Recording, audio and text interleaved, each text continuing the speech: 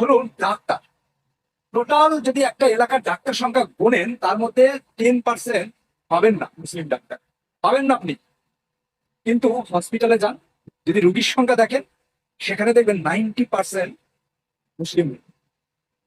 এবার এখানে আপনি বলবেন হসপিটালের সঙ্গে রুগীর সঙ্গে মমতা ব্যানার্জির উন্নয়নের কি সম্পর্ক? দেখুন, হসপিটালে কারা যায়? আমার মতো গরিব মানুষেরা যায়।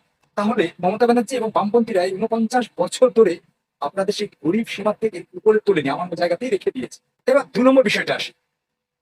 দেখুন, 2 নম্বর বিষয়টা বলার আগে একটু বলে রাখি, এখানে আমাকে দোষ দেবেন না। আমি একটা ফ্যাক্ট বলছি, আপনি একটু এটা চিন্তা ভাবনা করবেন।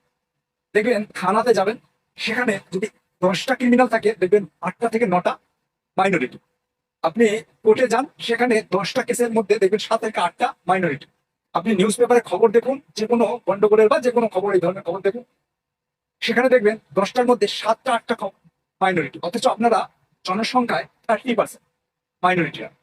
তাহলে এই যে গন্ডগোলগুলো, এই যে থানা কেস, এইসব জড়িত যে সমস্যা, এটা কেন 70 থেকে 90% আপনারা কেন?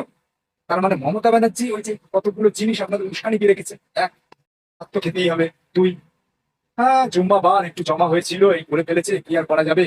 এই যে কথাগুলো বলে বলে আপনাদের উস্কানি দিয়ে দিয়ে আপনাদের মধ্যে এই জিনিসটা প্রবণতাকে বাড়িয়ে দিয়েছে।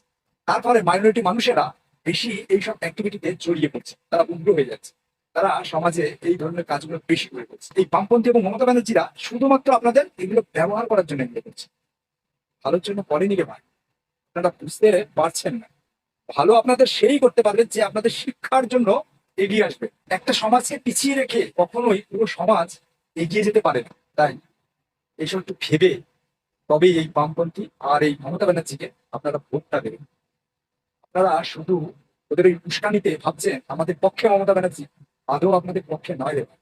আপনাদেরকে এগুলো ব্যবহার করা হচ্ছে, আপনাদের কাজে পা দিয়ে ওরা শাসন করে যাচ্ছে, আপনাদের শোষণ করছে।